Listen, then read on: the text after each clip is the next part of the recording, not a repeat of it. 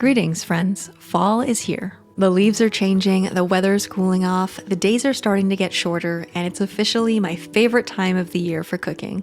It's the season for warm drinks, fresh baked bread, sweet treats, and all kinds of comforting soups and stews. I want to share with you a few of my favorite ways to make a cozy autumn kitchen. So grab a mug of your favorite fall beverage and let's get started.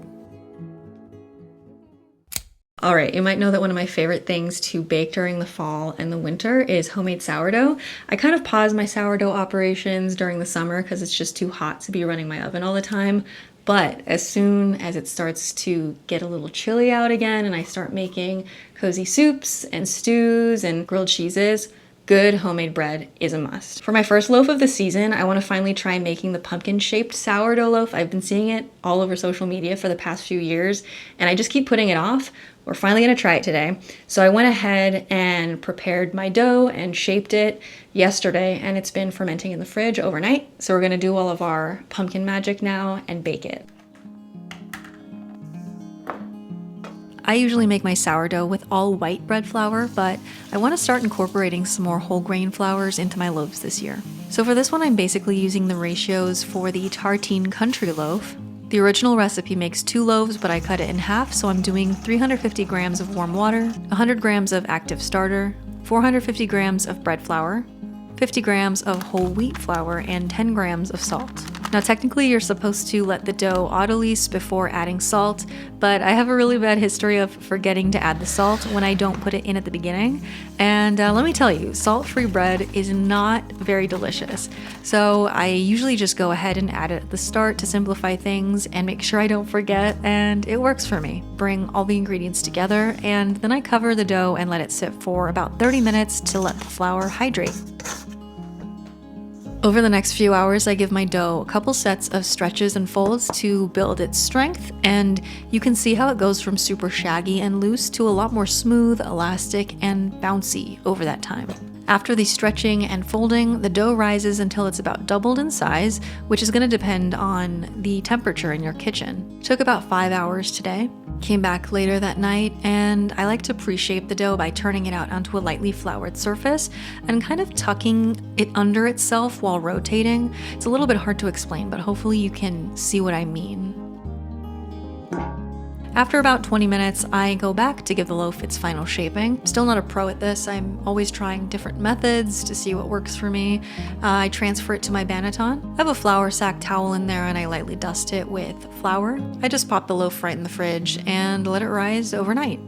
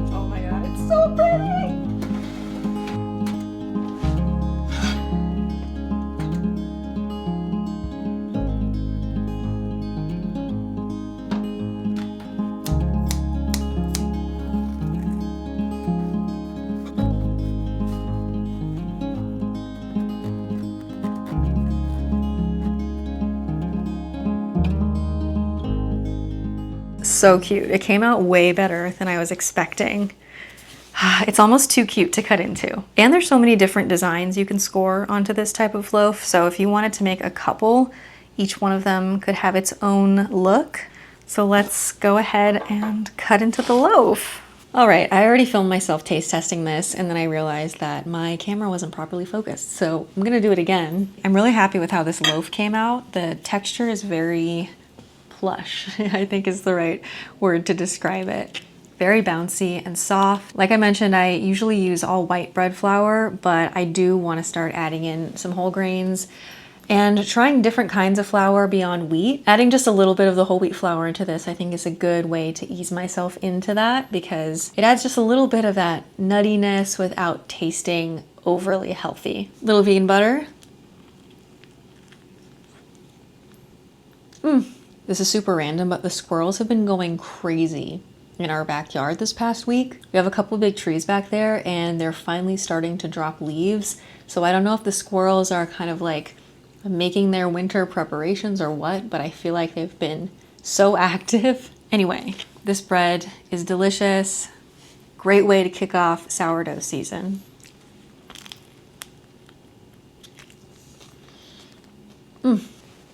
I just got a really exciting package from Made In, and I wanted to show you guys. They sent me one of their stainless steel cooking sets, and I'm so excited. A lot of my favorite food creators swear by Made In, and everything looks so nice. I can't wait to try it out. I've been wanting to use stainless and my cast iron and my carbon steel wok more often. So let me show you what all is in here. There's an 8-inch frying pan, 10-inch frying pan, 2-quart saucepan, and a 4-quart saucepan. This is the big daddy. This is 8 quarts. Gonna be making a lot of soup in this one. This is a 3-quart saucier. They also sent over a few knives, little paring knife, bread knife, just in time for sourdough season, chef's knife, then nakiri. I think this one's gonna be my favorite. A grill press. I'm excited to use this to make like grilled cheeses and paninis, because up until now I've just been putting another like heavy pan on top of my sandwiches to get the press on them. Oh my gosh, this is so heavy. This is a carbon steel griddle. Wow, this is heavy. I feel like Eric is gonna be the most excited about this piece. Wow, I'm so excited to use all these pieces. I know there's a little bit of a learning curve to working with stainless. I feel like I'm up to the challenge. Today's task. I have been trying to perfect my pumpkin spice coffee cake recipe. I've made it so many times, and today I'm gonna make it one more time, and I'm hoping that with a few extra tweaks, it'll finally come out perfectly, and then I can take photos and share the recipe on the blog.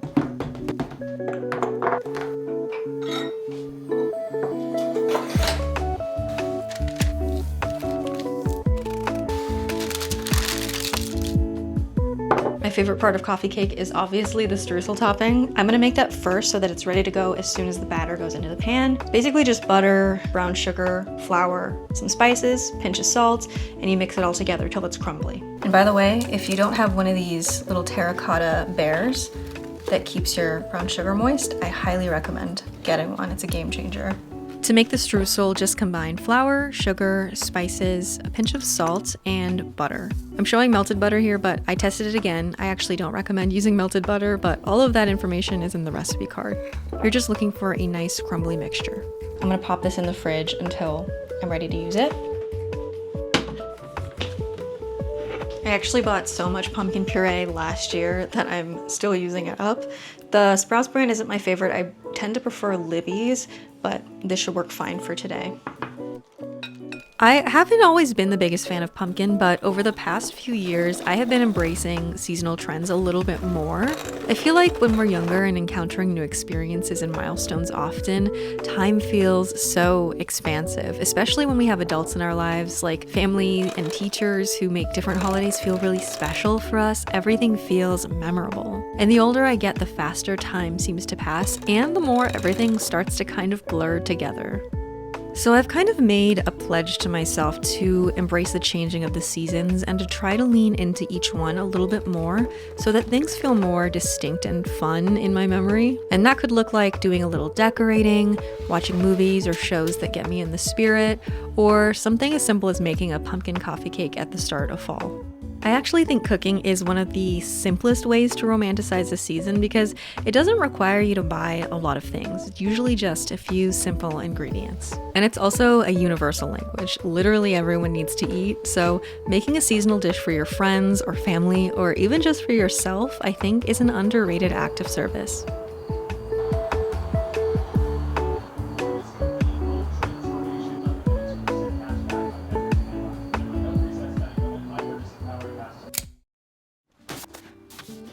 It's the following day, and here's a little behind the scenes montage of what goes into publishing a recipe. For about the past year, I actually make the bulk of my income not on YouTube, but through my recipe blog. So there's a lot of recipe testing, photography, filming, editing, and writing that goes into that job. I actually made the pumpkin coffee cake one last time with a few more changes, and my goal on this day was to photograph a flat lay of the ingredients, as well as the procedure and the finished product. I also needed to film an instructional video. I try to have one of those for most of the recipes on the blog. Sometimes I can repurpose them from YouTube, but since I changed the recipe a little after filming it, I'm just refilming it on my phone.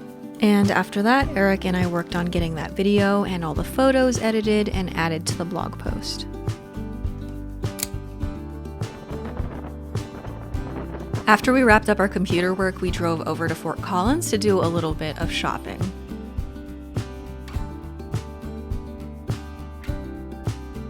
My main objective was to stop into World Market because I wanted to find some pumpkin spice syrup for lattes. We went all around the store looking for it, and actually a lot of the store was already in Christmas mode, so I was kind of worried they had already sold out of the pumpkin flavor, but we were able to find it at the very end. It was super fun seeing all of the seasonal decor, and I definitely need to come to World Market more often. Then the other main thing I wanted to do while we were there was to stock up on groceries at Trader Joe's. And it was super packed in Trader Joe's, as it usually is, so I didn't film in there.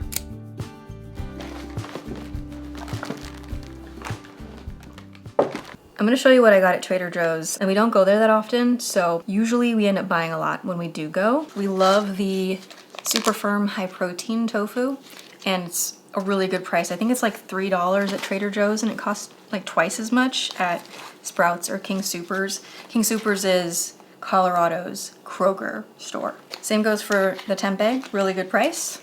Also love Trader Joe's vegan butter. I have made my vegan croissants with this multiple times and it performs beautifully in that. I really hate Earth Balance. Every time we go, we get the vegetable gyoza. These are a staple for us. I haven't tried these before, but I keep seeing people recommend them.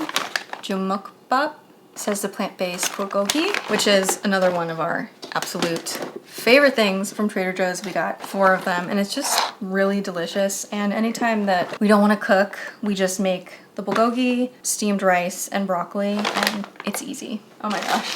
Trader Joe's semi-sweet chocolate chips. Another of my favorite things to buy there because they're a great price and they taste really good and they don't contain dairy. I'm trying to add a lot of baked goods to my recipe blog this year, especially for the holidays, so I'm gonna use these in a lot of recipe testing. This is one of my favorite types of soy milk, this and the Westlife brand of soy milk, because it's just 2 ingredients, it's soybeans and water. Love it, love this for baking as well. And I use this to make my vegan mayo. Eric likes a lot of their canned goods, so he got some of the vegetarian chili. He also loves the giant baked beans and the dolmas. They have a lot of pantry staples for an affordable price too, so we got some basmati rice. I really like these wheat noodles for noodle stir fries. They're really high in protein too. It's 10 grams of protein per serving. Miscellaneous snacks, Eric got these chili garlic cashews and spicy tempura seaweed snacks. Obviously they have all of their fall themed goodies out right now, but we only got one thing. We got the maple and sea salt kettle popcorn. I'm not the biggest fan of just like pumpkin spice in all of my random snacks. Baked goods occasionally, pumpkin spice lattes I'll do, but I don't need to add it to everything. Eric got some random fun drinks. He likes these apple cider vinegar drinks. Oh, I got some of this vegan whipped cream topping. It's coconut based for my fun fall beverages. Then I got the Honeycrisp apple candle. We had one of these in like 2020 when we were living in San Diego. And it's just one of those really strong scent memories. Okay, I'm gonna put all this away now. Okay, so we all know one of the most important principles for fall and winter is to always have a cozy drink in hand. So I love making pumpkin spice lattes at home, but I also love a good spicy chai latte. So today I want to try making my own masala chai concentrate. I'm going to be using the recipe from the Masala and Chai blog. I think making it from scratch is going to be a good call because I can dial in the spiciness and the sweetness exactly to my liking. I also got... so heavy. I've been wanting one of these for years, but I finally invested in one. It's a mortar and pestle. Really excited to make homemade curry pastes and pestos in this, but for my inaugural use, I'm gonna use it to crush up my spices for this chai concentrate. I'm really excited. Got all my spices, fresh ginger to make it extra spicy. Unfortunately, I don't have the best black tea right now. I just have like Sprouts brand black tea. I'm sure it would be better if I had some nice loose leaf black tea, but next time. Gonna add plenty of ginger. I'm just gonna use a spoon to peel it. A couple of cinnamon sticks, a couple of cloves, cardamom pods, star anise. This is one of my favorite smells ever, so I'm gonna add extra. And some black peppercorns. It's looking good to me, I think.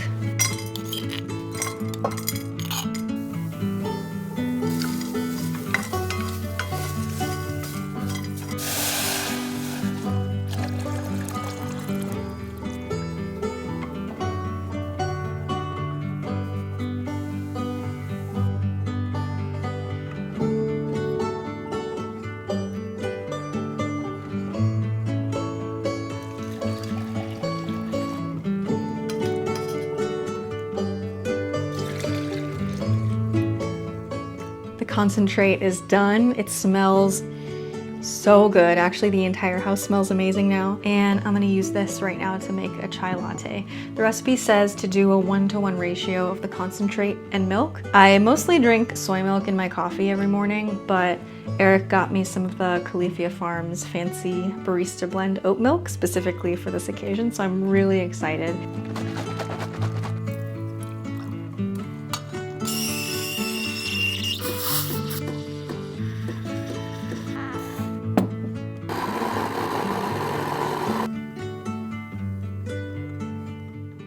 We have ultimate coziness. Chai latte, pumpkin coffee cake. Let's try this chai. It smells so good. That's really nice. I also forgot how good oat milk is. Wanna try it? I'm not dressed cozy. I'm like in work clothes, so I apologize. But I am cozy, trust me. Mmm, delightful. I think I wanna double the ginger maybe. Yeah, because I know you like the Sherpa chai is really spicy. I know we both like that. I've seen recipes that have cayenne. Ooh, a little really pinch. Spicy. You might like that. I don't know if I would like that necessarily. A jalapeno margarita. I mean, we've been eating this coffee cake all week, but it's really good. Streusel is addictive. It's so good. I kind of just want to like eat the top layer off. The batter actually isn't that sweet on its own. Mm-hmm. Like a majority of the sweetness comes from the streusel topping. Does it hit together like you wanted it to? It's so good. I am sweating though, because it's actually in the 80s today still. I feel like I need to be watching Gilmore Girls eating this with this combo. Fine, I'll put my backwards hat on. Oh yeah. If you guys have any cozy, fall appropriate TV shows to watch that aren't Gilmore Girls, I would love to expand my repertoire because we do watch Gilmore Girls every fall. And it is cozy, but I'm kind of craving something a little new. Just play along with me for a second. You need to be wearing a flannel. I know. Coffee cake will kill you. When is it gonna cool off again? Beginning of next week. I need the crunchy leaves, you guys. I need them.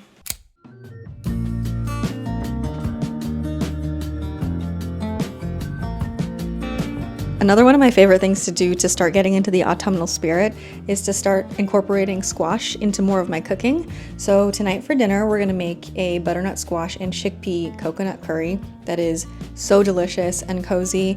I also think it's pretty easy to make. I think it would definitely be a weeknight friendly meal if you wanted to make something nourishing and hearty for yourself or your family. I'm gonna go ahead and prep all my ingredients. It shouldn't take too long, and then we'll get to cooking.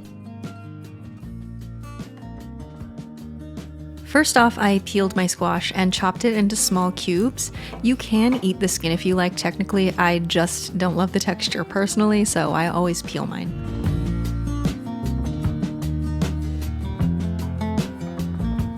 This dish is very much inspired by Indian cuisine, so we start off with the same kind of aromatic base. I diced up an onion, and then I used my new mortar and pestle with fresh garlic and ginger, mashing that up into somewhat of a paste. Then I sliced up 2 serrano peppers. If you want to make this and make it less spicy, you can use a jalapeno and take the ribs and seeds out, or you can just use like half of a green bell pepper. If you have the time, I do recommend roasting the butternut squash before it goes into the curry. Roasting will concentrate the flavor. It'll give it a little bit of caramelization too, which adds so much depth to the curry. But if you're in a hurry, you can definitely skip this step and just cook the squash directly in the pan with everything else. So I started by sauteing the diced onion for about 10 whole minutes to develop some color. Then in go the peppers, garlic, and ginger. Then I added ground cumin, coriander, turmeric, and Kashmiri chili powder, along with a splash of water. If you want to simplify the recipe, you can just use whatever your favorite curry powder is. And I've also made this with Thai curry paste, specifically red Thai curry paste, and it's delicious that way too, so it's very flexible. After cooking the spices for a minute, I add in a can of chickpeas and a can of full-fat coconut milk. I let that simmer till my butternut squash was nicely roasted, and then folded in the squash. The last step is to just add in a few handfuls of spinach and cook until wilted. This has definitely been one of my favorite meals lately because it's pretty cheap and easy to make, and it's also very forgiving. So if you don't have any squash, you can use sweet potato, white potato, cauliflower, really any kind of vegetable. You just need to adjust the cook time accordingly. And then I'd just like to serve it with basmati rice. I usually top it with some fresh cilantro. If we have any, chopped peanuts are good on there too. And it's a recipe that tastes even better if you have leftovers the next day. All right, we saved the best for last. To wrap up this video, we're gonna do one of my personal favorite cozy fall activities, which is to make soup. I'm gonna try to make Italian wedding soup. Growing up, I was obsessed with it. We would just get it canned from like Progresso or Campbell's, and I haven't had it since going vegan, so I'm really excited. Eric also bought some pumpkins for us earlier this week, so I think we're gonna carve those tonight, maybe watch a spooky movie. I haven't selected a film yet because I want to get in the spooky Halloween vibes, but I don't want to have nightmares, and I don't have the best tolerance for horror, so we'll see what we pick out. And today it was finally kind of cool, crispy outside, so I'm very much in the autumnal spirit. For the soup, I started out by making an Italian sofrito base. So I added shallots, onion, celery, carrots, and garlic to my food processor and blitzed it up into fine pieces. Then I sauteed this mixture in olive oil until it started to take on a bit of color. And then I added in water along with some dried parsley, basil, and oregano.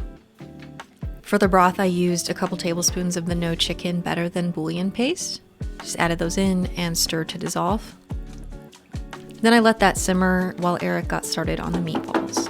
So he used half a pound each of the Impossible beef and the Impossible spicy sausage. He added breadcrumbs, garlic powder, fresh parsley, Violife parm, and black pepper.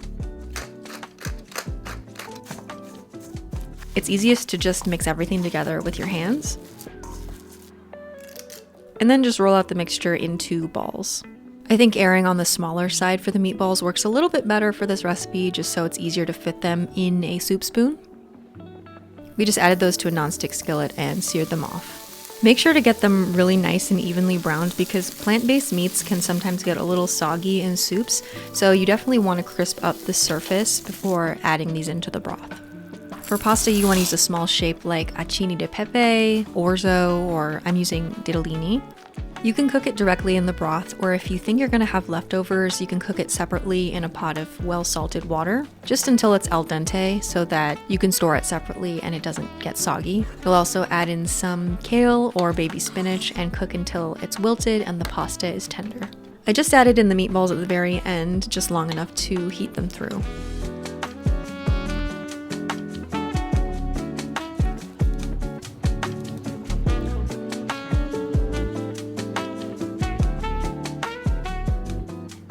We made soup. Yeah, we did.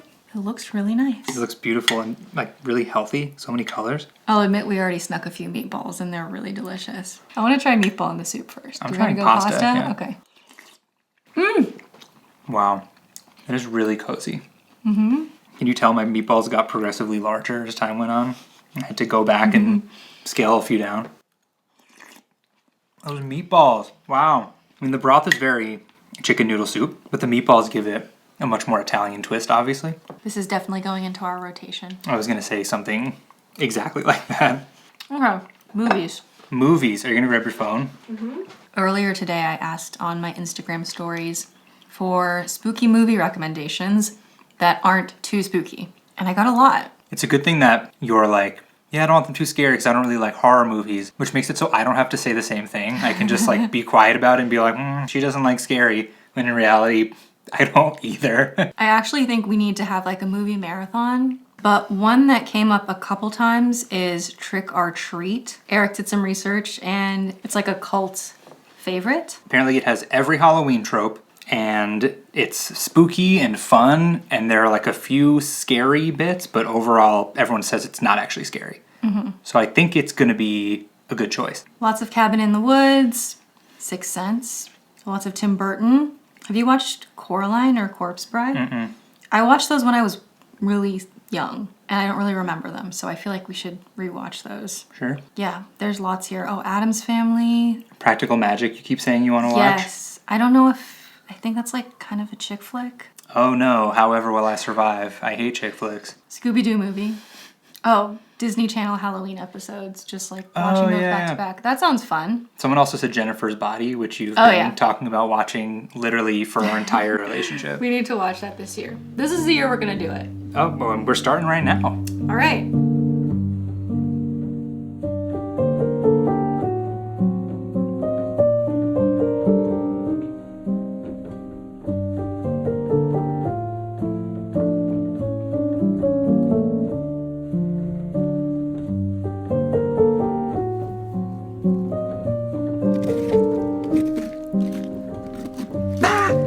Did I scare you? Did I scare you?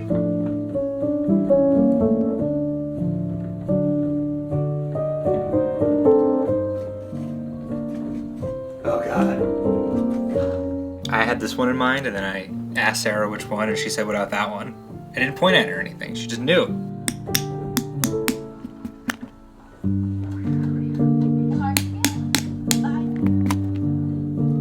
He looks so evil. Should we kill the lights?